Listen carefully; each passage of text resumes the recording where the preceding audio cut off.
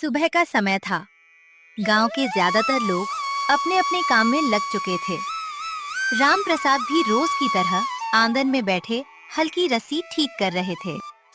मोहन बेटा, बैलों को चारा दे दिया क्या? हाँ बाबूजी, अभी खेत के लिए निकल रहा हूँ। मोहन मुस्कुराते हुए बैलों के पास गया। उसने पहले उन्हें सहलाया, फिर चारा डालकर हल बैलगाड़ी में रख दिया। भैया, इतनी सुबह सुबह कौन खेत जाता है? जो समय की कद्र करता है, उसके खेत भी उसकी मेहनत की कद्र करते हैं। मोहन बैलगाड़ी लेकर खेत की ओर निकल गया। पीछे आंगन में रामप्रसाद अपने छोटे बेटे सोहन की तरफ देखने लगे। मोहन बैलगाड़ी लेकर कच्चे रास्ते से खेत की ओर चल पड़ा। सुबह की ठंडी हवा चल रही थी और रास्ते में कई किसान अपने अपने खेतों की तरफ जा रहे थे। कुछ ही देर में मोहन अपने खेत पहुंच गया।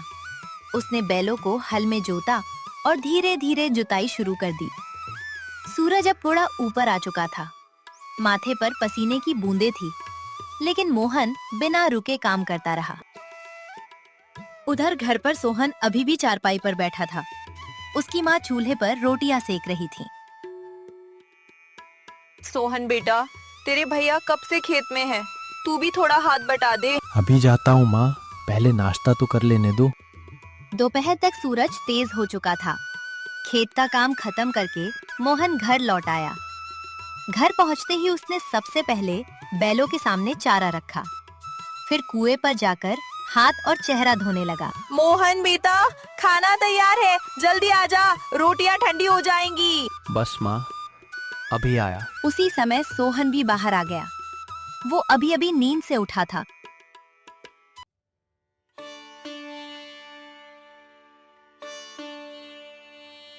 सोहन, शाम को खेत की मेड़ ठीक करनी है, चलेगा? देखता हूँ भैया, अगर समय मिला तो। खेती में अगर नहीं होता बेटा, समय पर किया काम ही फसल बनकर लौटता है। शाम होने लगी थी। सूरज धीरे धीरे खेतों के पीछे ढल रहा था। मोहन फावड़ा कंधे पर रखे खेत की मेड़ ठीक कर रहा था। थोड़ी ही देर में रामप्रसाद भी धीरे धीरे चलते हुए खेत तक पहुंच गए। अरे बाबूजी, आप क्यों आ गए? मुझे बुला लेते। घर में बैठे बैठे मन नहीं लगा। सोचा देखाऊं मेरा बेटा कितना काम कर रहा है। देख रहे हो मोहन, मिट्टी भी इंसान जैसी होती है।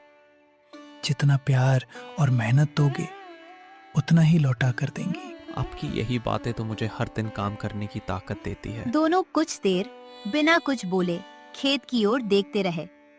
हल्की हवा चल रही थी और ताजा जोती हुई मिट्टी से सौंधी सूंधी खुशबू उठ रही थी। चल बेटा, घर चलते हैं।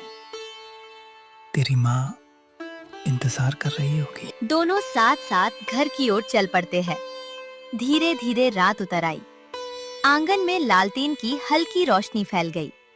माँ ने सबको खाने के लिए आवाज दी तो परिवार एक एक करके आंगन में आकर बैठ गया। माँ ने चूल्हे से गर्म रोटियां उतारी और एक एक करके सबकी थाली में रखने लगी। लो बेटा, गरम है, धीरे धीरे खाना। धन्यवाद माँ। कुछ पल तक सब चुपचाप खाना खाते रहे। पूरे आंगन में सिर्फ थालियों की हल्की आवाज और झिंगुरों की आवाज सुनाई दे रही थी। सोहन अपनी थाली में रोटी के छोटे छोटे टुकड़े करता रहा। वो कई बार पिता की तरफ देखता, फिर नजरें झुका लेता। क्या बात है सोहन, आज कुछ परेशान लग रहे हो? बाबूजी, एक बात पूछूं? पूछो बेटा, मन में कोई बात नहीं रखनी चाहिए। हम हर साल इतनी मेहनत करते हैं, फिर भी हमारे घर की हालत क्यों नहीं बदलती? बेटा, खेती में हर साल एक जैसा नहीं होता।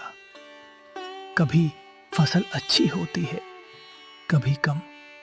लेकिन मेहनत छोड़ देने वाला किसान अच्छी फसल का इंतजार भी नहीं कर पाता। बाबूजी, ठीक कहते हैं। इस बार नहीं तो अगली बार। मेहनत कभी खाली नहीं जाती। खाना खत्म हुआ। माँ थालियां समेटने लगी। मोहन हमेशा की तरह उठकर पानी के घड़े भरने चला गया। रामप्रसाद चारपाई पर बैठ गए और सोहन वहीं बैठा अपनी थाली को चुपचाप देखता रहे।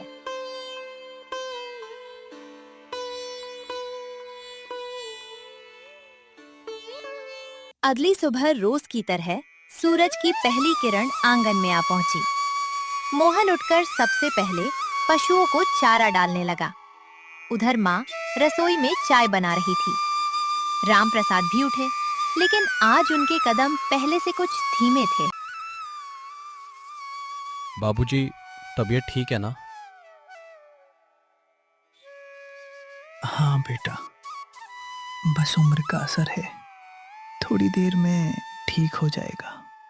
मोहन कुछ पल उन्हें देखता रहा, फिर चुपचाप अपना काम पूरा करने लगा। पहले चाय पी लीजिए, फिर आराम से खेत चले जाइए।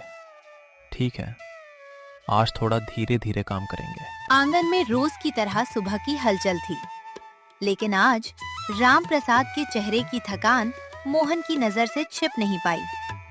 थोड़ी देर बाद मोहन ने बैलगाड़ी तैयार की।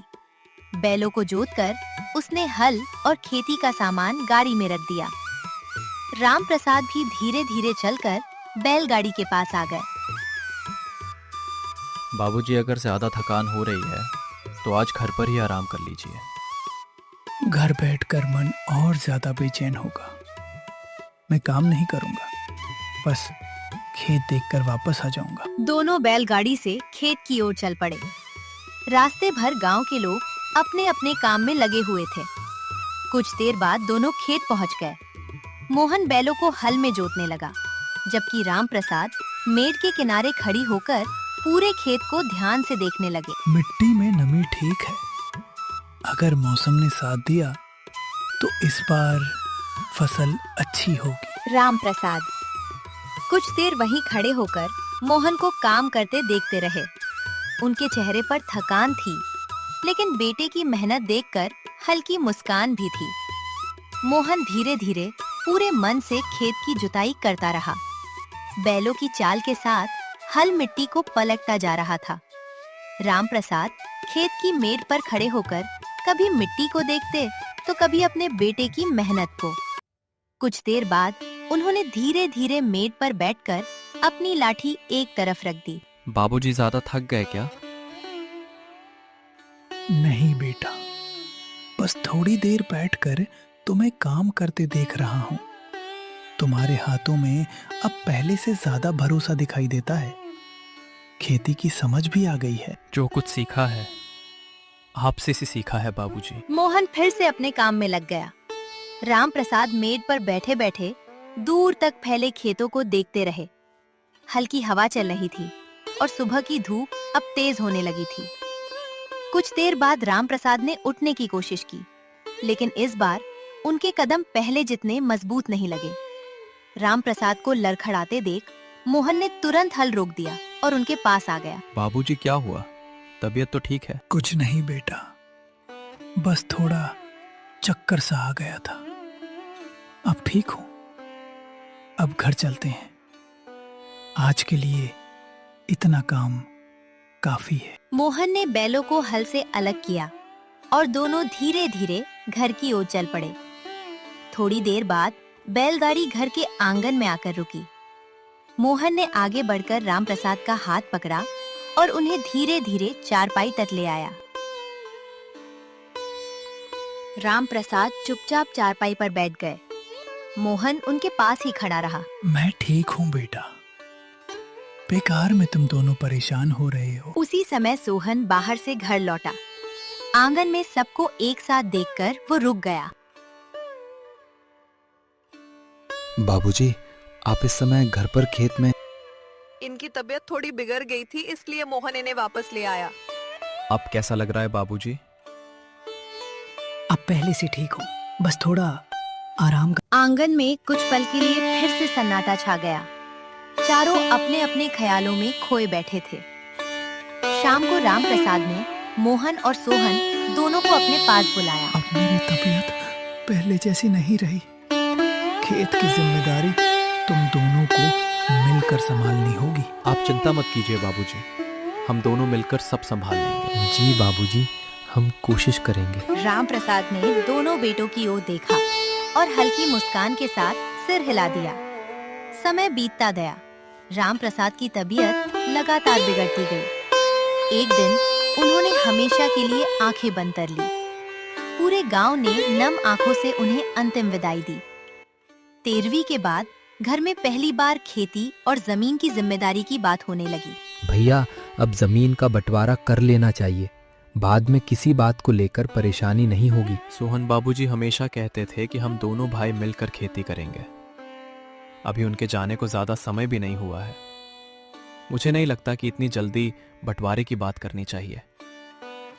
मैं झगड़ा नहीं करना चाहता भैया, बस चाहता हूँ कि हर चीज साफ साफ तय हो जाए। अगर तुम्हें सच में यही ठीक लगता है तो गांव के बड़े बुजुर्गों के सामने जो फैसला होगा मुझे मंजूर होगा। अगले दिन मोहन और सोहन गांव के मुखिया के घर पहुंचे। दोनों ने उन्हें पूरी बात बताई। तुम्हारे पिता पूरे गांव में ईमानदार इंसान थे। अगर तुम दोनों साथ रहो तो इससे बड़ी बात कोई नहीं होगी। मुखिया जी, मैं भैया से अलग नहीं होना चाहता। बस खेती और जमीन की जिम्मेदारी अलग अलग हो जाए ताकि आगे कोई गलत फहमी ना रहे। अगर यही सबकी राय है तो मुझे कोई आपत्ति नहीं, लेकिन एक बात है। बोलो बेटा, रिश्तों का बंटवारा कभी नहीं होना।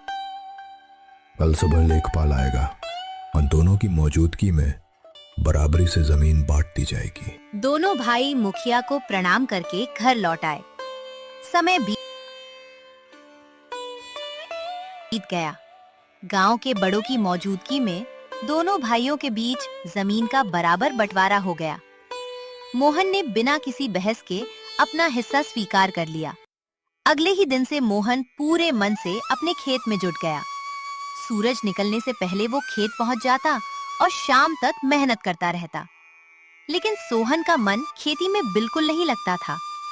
उसे लगता था कि खेती से कभी कोई जल्दी अमीर नहीं बन सकता। सोहन, बेटा खेत पर भी ध्यान दे।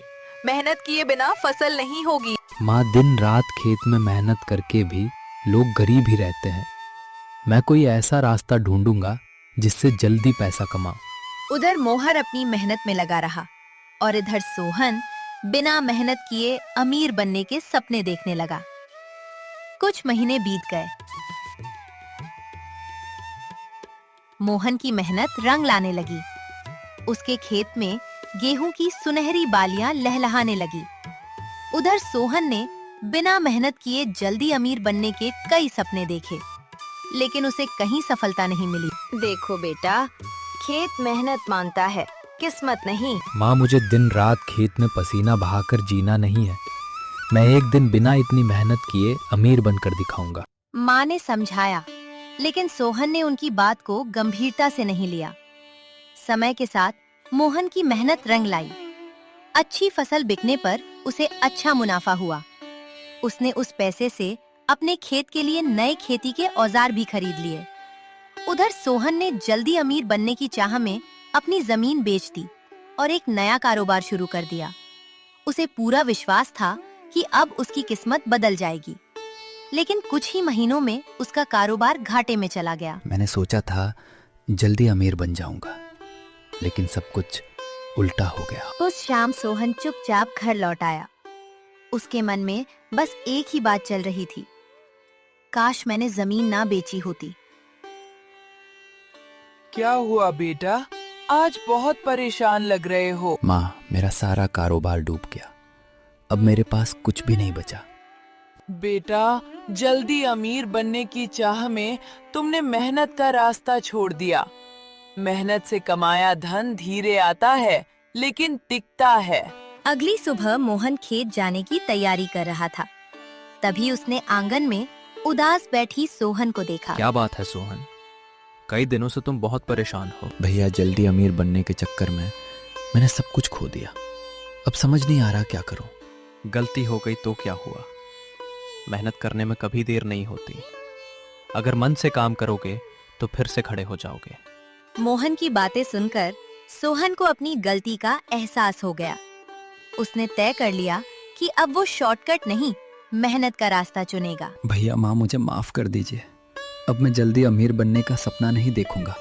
मेहनत करके ही अपनी जिंदगी फिर से शुरू करूंगा। यही बात मैं तुम्हें कब से समझा रही थी बेटा। मेहनत का रास्ता कभी धोखा नहीं देता। चलो आज से नई शुरुआत करते हैं। मैं हमेशा तुम्हारे साथ हूँ। उस दिन के बाद सोहन ने भी मेहनत की अहमियत समझ ली। उसे एहसास हो गया कि बिना मेहनत के अमीरी सिर्फ एक सपना होती है, लेकिन मेहनत से मिली सफलता हमेशा साथ रहती है। जो लोग मेहनत से भागते हैं वे अक्सर शॉर्टकट में सब कुछ खो देते हैं, लेकिन ईमानदारी और मेहनत इंसान को कभी निराश नहीं करती।